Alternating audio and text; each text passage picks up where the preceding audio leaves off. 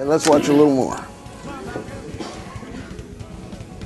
I think right now it's really hard to watch this on a DVD or on television and imagine, unless you've seen the live performance. I mean, right now it looks like Elvis is performing with his group there. Mm-hmm. It does, doesn't it? I mean, it does. You know what makes this happen? The energy is the same as it used to be because you got the original cast. That's what makes the energy makes it show. Yeah. Elvis inspires you to have that energy. Yeah, but it's just everybody's been working together. Yeah.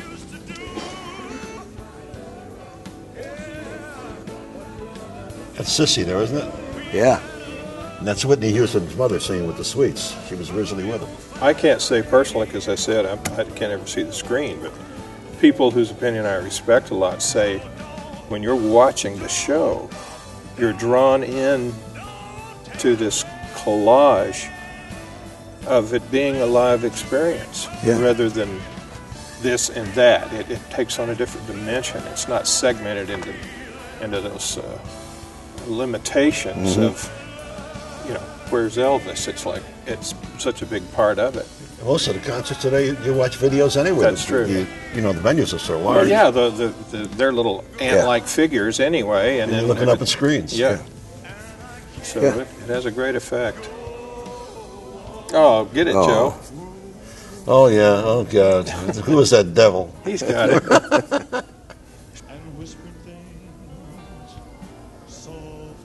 Now tell me that don't look real. That is real. That's for sure. That's what you think of it as being real.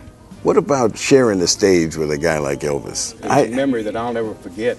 Yeah. Be on the stage and 25 to 50,000 people out there screaming is just unreal. What about the early days, Gordon, when you used to go out and do like the what do they call them? Louisiana hayrides and all those? In Texas, we had 35, 40,000 people out in front in a field, out in a stadium. And it was the same thing, right? Just the same, screaming and hollering in all directions. In Kansas City, they broke through the lines and got to us. And Elvis turned around to us and said, "Everybody run for your life," and we did.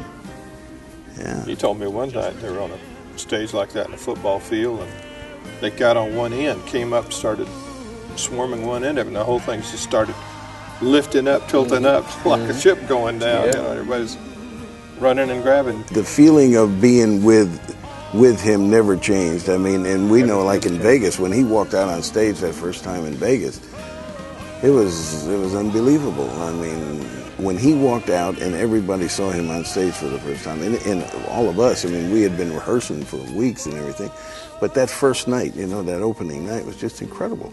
The feeling that people are in awe of him, and when he walked out, it was that people, that some people could faint at just the very sight of him. It's amazing that the presence he had. Everybody else, you go see a show, but when Elvis would come out, it was a happening. Yeah. All the markets you play was a happening. People would come in motorhomes and all kinds of things. Asheville and those places. It's just unbelievable. Yeah, we see everything from grandkids to grandparents. Yeah, he had three audiences. Three audiences. And it's remarkable what we're doing with this show. Is that, Ronnie, first time we went to England, maybe 5% of the audience was under 35. Now it's 40 and 50% is under 35. I mean, it's just growing and growing and growing. Yeah, they're rediscovering it. It is. And he always wanted that second show to be just as good as that first show. And he'd work his head off to be sure that second show. My wife and I called several of his first shows in Vegas. He said, you got to come back to the second show. That wasn't no. I said, are you good? Are you kidding? That first show was wonderful. He said, no, but we had tickets to other shows, so we didn't go to the second show, the second show, the first one was dinner show. It was dinner. That was a yawning contest. Just get this over with. It couldn't have been in somebody's steak out there. Yeah. Clinking, laughing, and it just wasn't focused. The second show was only drinks, right? And so the people would come and sit and watch. Yeah. It was more of a concert. It was more of a concert. So we look forward to the second one, and not to mention the fact that for the first few years we had 3 on the weekends. Yeah. Oh, I forgot about that. Yeah, that's right. Remember? Yes, they put in that extra show. Yeah, Labor Day weekend was one of those killers. 2 days in a row with 3. Yeah. I mean, you come up today. They do an hour, 90-minute show, and they can't work for 3 days. I have to rest. Rest? I mean, what is this? Yeah, this guy. Of course, when we first started, we only did one show a night. You know, in the 50s, 60s, we only did one show a night. I think two shows a night was too hard on him. It was really hard, especially the way he worked. It is, I mean, when we toured. The energy that he put out, 2 shows a night was rough on him. I think Especially 3 shows a night. Well, yeah, in the later years, he made a deal that he's only do 1 show a night in Vegas, just as we did when we toured. You know the funny thing about Las Vegas is that December was always a slow time of year. The town would run to maybe 18% occupancy in the hotels. The year that they brought him, when it brought him in one year during that, just before Christmas time, I think it was from Thanksgiving to the 19th of December, the town's occupancy went to over 80% in the hotels. We'd see it when we drive in. The traffic in the town, just the busyness overall would be just real dead when we'd get there.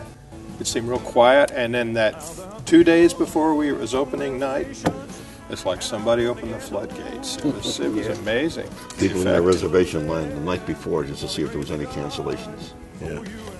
In Vegas, when he was, down there shaking hands with people, some people slipped the ring off his finger. Yeah, that's when you put the tape on. Yeah. This is Hawaii, isn't it? That's Hawaii, yeah. The sweet inspirations. Sweet then and now. Back to the, The people that get a chance to see this footage are really seeing him, in my opinion, at his best, because his live performances were where he really excelled. Studio did some wonderful recordings, obviously, but he was hard to control in studio. Felton Jarvis used to pull what little hair he had out, trying to get him just to stay behind some flats and he just wouldn't. He wouldn't stay on. He wouldn't stay on mic. He wouldn't stay on mic. He'd wander around. Yeah, he'd grab the microphone. wander Here's this really, several $1,000 microphone. Didn't matter. He'd just pick it up off the Especially if he didn't stand. want to sing it. Yeah. Right. He'd get just as far back as he could from the mic. He'd get just back to the wall. And they say, Elvis, you've got to stay in. No. He'd grab it. He'd come stand over, so he could sing with everybody else, or stand in front of the drums where he's comfortable, where he could feel, not just hear on a headset. So he was a very impetuous guy like that. It was real hard to control that. So he, as I said earlier, he was a purist. He really believed in the art of recording, and that's what they have here. They recorded a live performance, and that's where he's at his best. Did you realize that when you were doing these things in the studio the first time that they would last that long, and that these songs would ever? I mean, some of these. Never dreamed they'd be around this long, and we still getting paid for them. Yeah. Can't believe that. Disney used 5 of them last year. Really? He never dreamed they'd be around as long. At the end of All Shook Up, I didn't do one of the AAs with him. And I said, hey, I didn't do that last AA with you. Of course, in those days, you had to do it over. Yeah. He said, if it ain't sober, then it ain't going to sell no way. So, and that's really the way he felt. Yeah. One of the funniest recordings was I'll Have a Blue Christmas Without You. And he didn't want to do that recording because Ernest Tubbs had a big record on it, on Decca, and he didn't want to do that recording. He told Steve Shows, I'm not going to do this. And they said, we made a deal on this song, and you're going to do it. Every time he'd step up to the mic, Scotty played the introduction, he'd step up to the mic and say, I'll have a blue Christmas without you. and of course, the engineer said, you can't say Christmas that way. People think you're making fun of them. Every time, same thing. Yeah. I'll have a blue. He said he told us to make it as ridiculous background as we could make, and Millie came up with that the thing she came up with. Yeah, the ink spots didn't sleep for a month. Yeah, right. The only time that he said I'll have a blue Christmas correctly was the recording that you're actually hearing, and he thought they wouldn't release it if we made that horrible background. It was the most programmed Christmas record of all time. That's right. Yeah. Plus, it's a good song. Yeah, I think it is. Yeah. Blue Christmas. Well, you can hear the way he plays with lyrics even during this show. Yeah. He'll get something clicks in his mind. And it might be a little shady and some of it you can't. But he'll say it because that's just the way he was. He would. Just anything. Even in the studio, laugh. he would. Oh, yeah. And then, of course, you had to do it over. Oh yeah. But he'd laugh for the joke of it. So He always wanted to He made fun out of everything he did, and just had a good time. And I think that's the reason his music has been around as long as it has.